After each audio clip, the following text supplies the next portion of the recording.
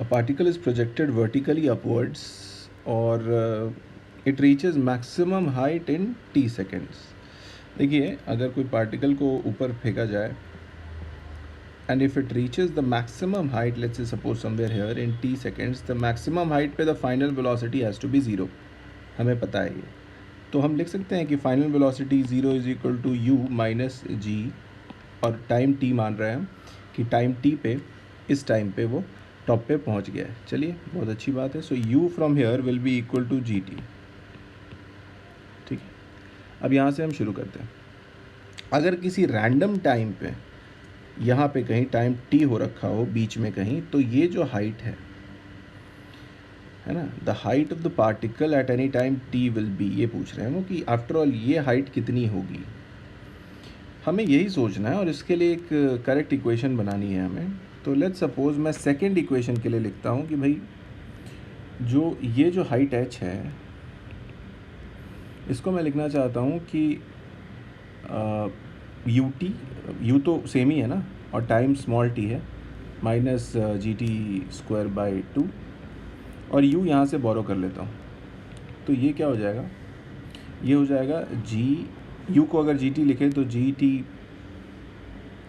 और gt t हो जाएगा, ये है ना ut है ना वो, तो यहाँ पे gt minus G T square by 2 ये आ जाएगा मुझे उस पॉइंट का height. I hope you understand that. Correct है?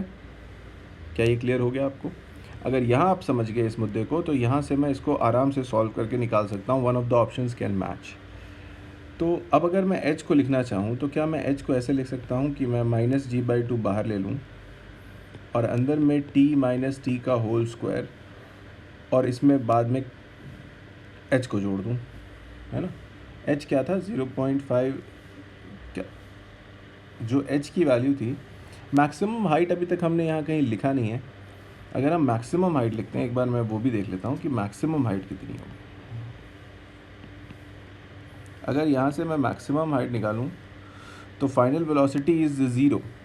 ठीक है, तो इनिशियल के हिसाब से अगर आप देखेंगे तो वो आपको यहाँ से निकाल लेते हैं हम, यू टी आ जाएगा minus G T square by 2 आ जाएगा, और अगर ये u यहाँ पे डाल दूँ मैं तो वो ऐसा आएगा कि G T square minus G T square by 2, यानी कि basically G capital T square by 2 आएगा. ये टोटल हाइट होगी, मैक्सिमम हाइट जिसकी हम बात कर रहे हैं. तो अब ज़रा देखते हैं, क्या मैं यहाँ पे प्लस एच लिख सकता हूँ, यही वाली वैल्यू. मैं ऐसा क्यों कर रहा हूँ ये एक बार देखने लायक होगा.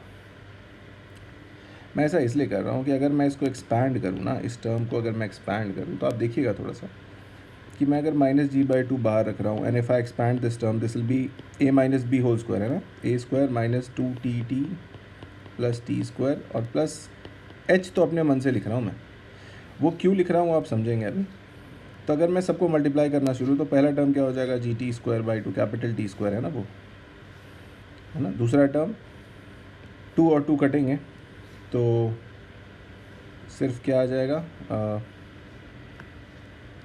2tt आ जाएगा, और तो कुछ आ नहीं सकता है ना, माइनस जी और वो, तो सिर्फ मुझे मिल जाएगा जी टी टी आ जाएगा, सिर्फ g capital t small t, minus और माइनस मिल गया और 2 और नीचे 2 ऊपर कट गए, और लास्ट टर्म आएगा minus G T square by 2, और प्लस एच लिख रहा हूँ. ये जो एच है इसकी वैल्यू यहाँ लिखी हुई देखिए, तो that will be another ji capital T square by 2, और ये दोनों तो कट गए.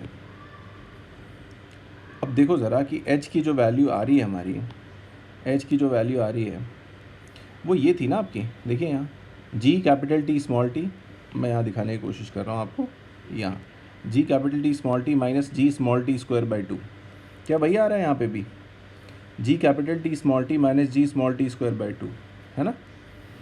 तो यानी कि हमने ये प्रूव कर दिया कि हमारा जो आंसर है वो इस फॉर्म में लिखा जा सकता है, जो मैंने यहाँ पे लिख रखा है. और अगर उसको इस फॉर्म में लिखा जा सकता है तो जो फाइनल आंसर है वो मैं अब लिखता हूँ. So therefore it has been proven that small h can be written as capital H minus half G capital T minus small t का whole square. This becomes the final answer to the question. जो भी option इससे match हो जाए वो correct option माना जाएगा।